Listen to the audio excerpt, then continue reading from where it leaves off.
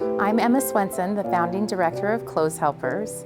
And what we do with Clothes Helpers is we're a free community closet. We're open to anyone in need or anyone that just really feels like they need to feel better. One of the biggest parts about Clothes Helpers that I love is mental health.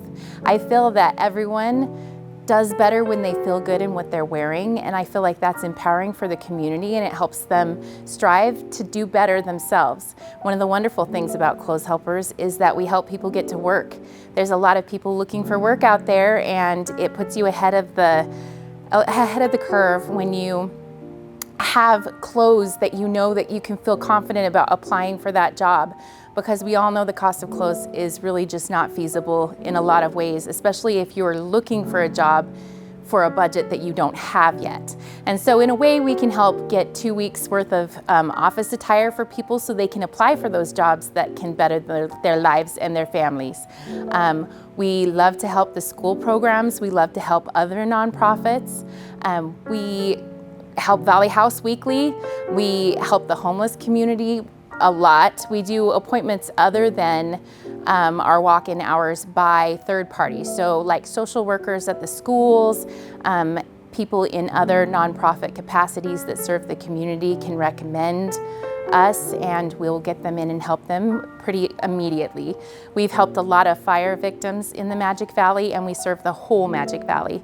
We're looking to serve more closely in the whole Magic Valley by opening other closets in small towns, by helping stock them and find community members that want to step up and volunteer.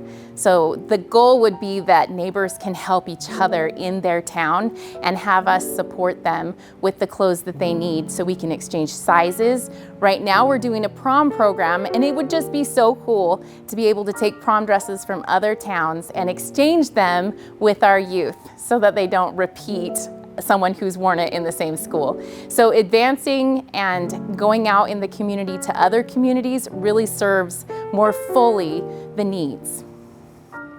It was very kind of random, but I volunteered for a closet in the Jerome School District.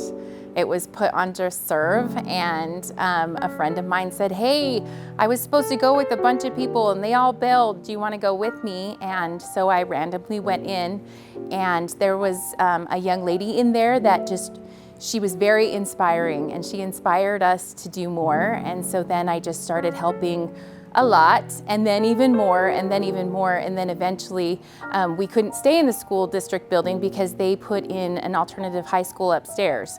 So when they did that, we moved out of the school, and the need was still there because we were helping a lot of people every Thursday. So we actually moved it to my house, took all the clothes and moved them to my house in Jerome, and then we were helping people by request out of my house and doing events where we would just put stuff on tables and bring it into big amounts. And I think this year was our 6th year helping with a back to school giveaway in Jerome, where we help over 1,000 people generally. So it's pretty cool. It grew into this big event, but winter was coming. I knew we needed a building. We needed to be more stable for the community. So I did it out of my house for 2 years.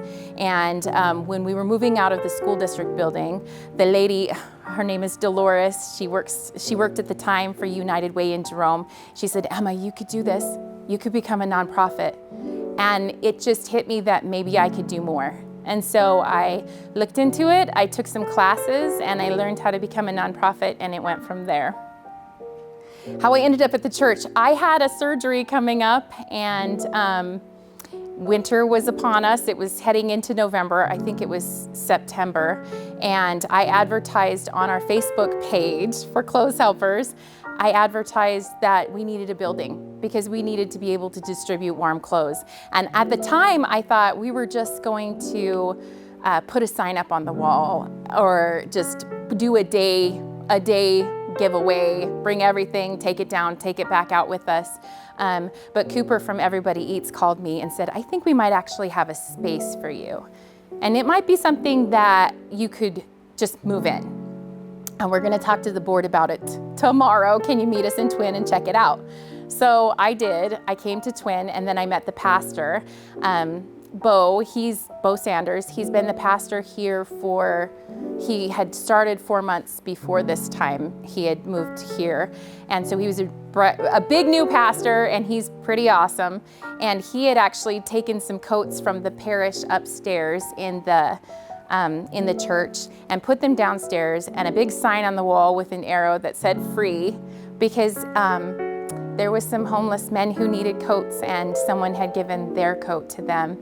And he was manifesting someone to bring warm clothes to the church and put a closet in. So we were both from 2 different towns praying for the same thing. He was praying for a way to give out warm clothes, and I was praying for a place to do so. And so within a week we moved in and we did a soft open. And during that soft open, the people that had regularly come to Everybody Eats, they're the at-risk community, were not expecting clothes, and it was so tearful. By the end of the day, we were all just crying, and I knew we were in the place that we needed to be.